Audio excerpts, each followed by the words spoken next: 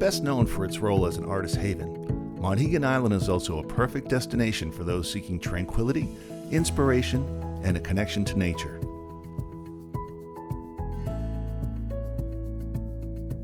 Nestled about 13 miles off the main coast, the island's rugged shores and picturesque vistas have long attracted those seeking solitude, a connection with the sea, and artistic inspiration.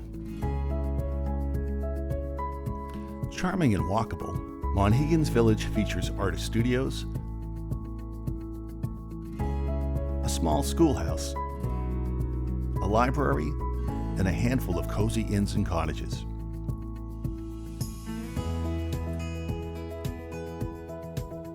The Monhegan store offers essentials, while the island's coffee shop and brewery give travelers a place to relax and connect with the locals.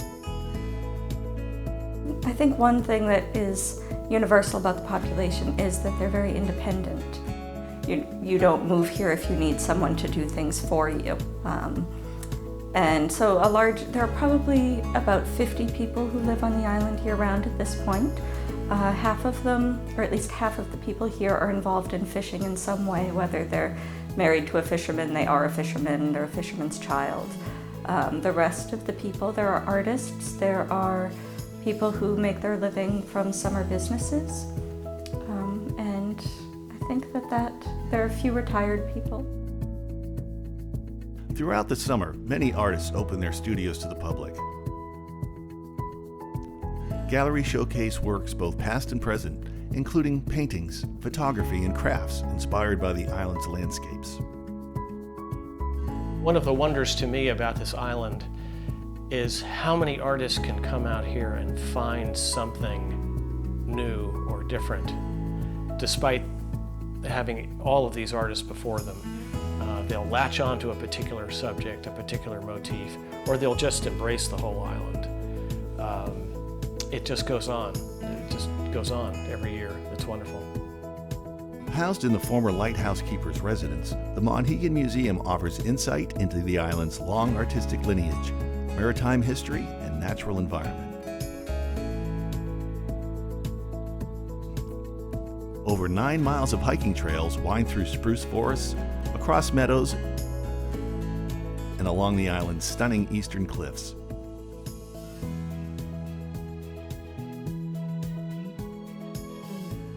Bird watchers, botanists, and casual walkers alike will find plenty to admire.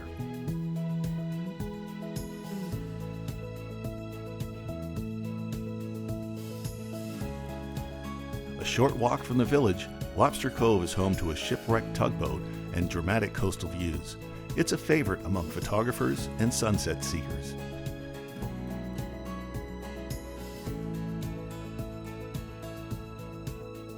Whether you're an artist following in the footsteps of Hopper and Kent, a hiker seeking rugged trails, or a visitor simply looking to escape the world for a while, Monhegan Island offers something rare, a sense of timeless beauty and peace.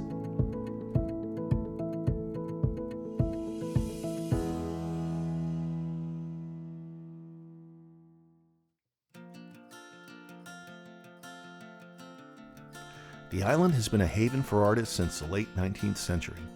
Its dramatic landscapes, isolation, and unique light have inspired generations of painters.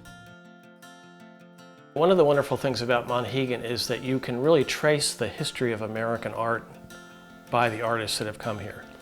And you would start with some of the Hudson River School painters who came up here, William Tross Richards and others. You have American Impressionists who came out to the island, Burpee and others.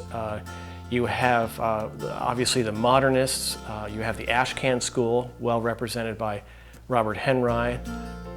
He, of course, was responsible for bringing major artists out here, George Bellows, Rockwell Kent, Leon Kroll. You have wonderful post-war abstract artists. So you have people like Reuben Tam. And then you have all along artists, representational artists of one ilk or another. People like Andrew Winter and James Fitzgerald. So it's a wonderful you can trace the whole history of American art from the painters who've worked here. The island was among the earliest European settled sites in Maine, with seasonal fishermen from England using it by the early 1600s. By the 18th century, Monhegan became a year-round fishing community. By the 19th century, with improved travel, the island began attracting tourists, writers, and artists, starting its transformation into the artistic haven it's known as today. In the 1800s, the island became home to a thriving community of fishermen. These men worked the waters, harvesting lobsters and fish. Their lives were shaped by the island's unpredictable weather and bounty of the sea. For generations, they built their lives around tides and winds. Small fishing families settled here, creating a close-knit community that relied on the rhythms of nature. By the late 1800s, artists started showing up on the island, attracted by the island's raw natural beauty, unique light, and wild, untouched feel. William Trost Richards was one of the earliest landscape painters to visit. His luminous seascapes captured the island's moody power.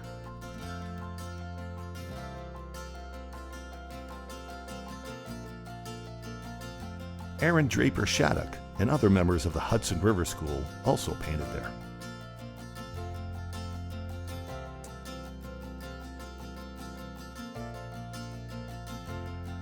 Soon, artist cottages, studios, and small hotels were popping up among the fishing shacks and sheds.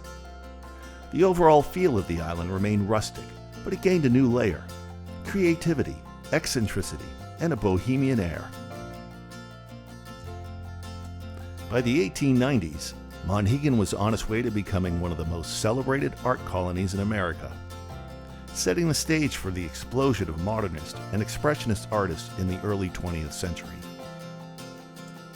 But it still wasn't a vacation island the way we think of today. There was no electricity, no paved roads, and winter isolation remained brutal. The community was still small, tight-knit, and full of people who lived by tides, wind, and tradition. The island's serene landscape and raw beauty provided endless inspiration for those seeking to capture nature's essence. In 1900, the island would have looked quite a bit different than it does now. You would have gotten here by a schooner, and the mail schooner, and it would have taken anywhere from a few hours to all day. It was much more of a challenge to get here at that point. There were close to 100 people living on the island, and almost all of them would have been engaged in fishing or in a fishing family. Another big difference in the island is that it was not, most of it was not forested. There were sheep grazing on the island, and so it was quite bare at that point. The 1900s were truly Monhegan's golden age in terms of its art scene, and the island's magnetic draw for some of the most significant American painters of the 20th century.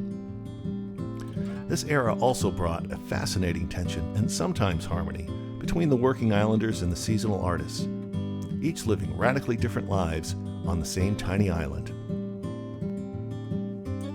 The artist Rockwell Kent first arrived on Monhegan in 1905. He was one of the first to see Monhegan not just as picturesque, but as sublime and elemental. He lived in a small cottage which he helped build and painted rugged, windswept cliffs and stark landscapes. His work captured Monhegan's emotional and physical drama, helping to find a new kind of American landscape painting, more symbolic, more psychological. Painter George Bellows soon followed. Bellows was already gaining fame as part of the Ashcan School, known for its gritty city scenes. On Monhegan, he painted forceful, almost violent landscapes and moody interior portraits of the people around him. Together, Kent and Bellows helped establish Monhegan as a serious artist colony, attracting a wave of creators looking to escape urban life and dive into raw physical nature. The local fishermen were skeptical of the artists at first. Some thought they were rich eccentrics or loafers who stared at rocks all day. But artists brought in money, paid for lodging, bought supplies, and sometimes bartered artwork for food or boat rides. Over time, some locals became subjects in paintings, guides, or even friends to the artists, while others remained indifferent or even irritated by the growing summer crowds. It was a kind of coexistence born out of necessity, and though not always cozy, it was lasting.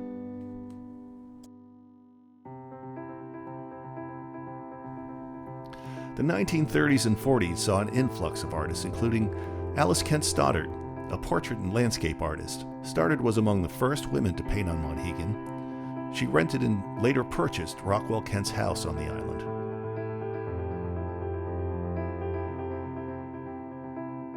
James Fitzgerald, known for his modernist style, Fitzgerald made Monhegan his primary residence in 1942, contributing to the island's evolving artistic landscape. During this time, Monhegan's art colony gained national recognition. Other artists like Reuben Tam, Michael Lowe, and Lynn Drexler came later, often inspired by abstract expressionism and post-war artistic movements. Reuben Tam was a prominent figure in the post-World War II modernist movement. Tam began visiting Monhegan in the late 1940s and purchased a home there in 1948. His work, characterized by its fusion of abstraction and landscape, was inspired by the island's rugged terrain and seascapes. Tam's influence on the Monhegan art colony was profound. He mentored several artists and played a key role in the community's development. In the 1950s, Monhegan Island continued to thrive as a vibrant art colony, attracting a diverse group of artists who contributed to its rich cultural tapestry. While some artists had been visiting since the 1940s, the 1950s saw the emergence of new talent and the deepening of the island's artistic legacy.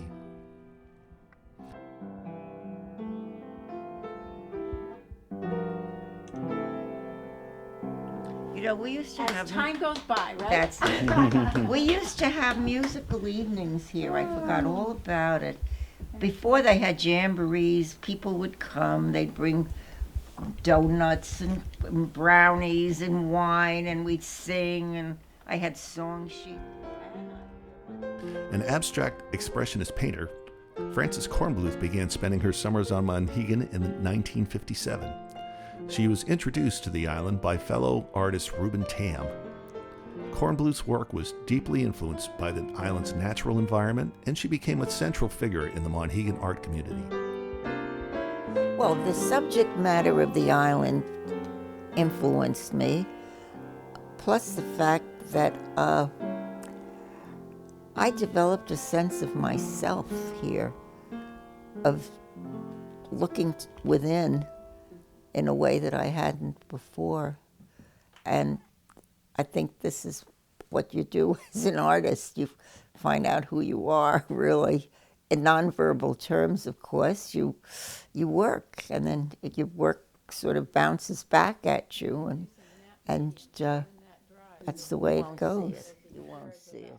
You won't see it. Yeah. Over the decades, the artists weren't just summer visitors anymore. Many became residents, built studios, or returned every season for decades. Meanwhile, the fishing community gradually shrank, partly due to regulation changes, economic challenges, and the aging of island families. This shift slowly tipped the balance. By the late 20th century, the art and tourism world became dominant, but the cultural memory of the island's working roots remained deeply embedded. Today, the Monhegan Museum of Art and History preserves this rich artistic heritage. Housed in the historic Monhegan Light Station, it showcases over 1,300 works by artists who have been drawn to the island over the past 150 years. When we do exhibits at the Monhegan Museums, we show only Monhegan art. That means you can look at a painting by a giant of American art in the museum, and within 10 or 15 minutes, or 3 minutes even maybe, walk to the spot where he or she was when the artist did that particular painting. You have so many different things, each of which is beautiful in its own way. The island's seclusion, rugged beauty, and serene environment continue to provide an ideal setting for creative minds to immerse themselves in their work. The island is still home to a small number of residents. A few fishermen still ply the waters, though the days of large-scale fishing are behind them. The art community remains, though fewer now call the island their permanent home. Yet Monhegan Island's allure endures. Its history, written in the hands of fishermen, artists, and dreamers, is a testament to the power of nature and the human spirit to shape a place and a people.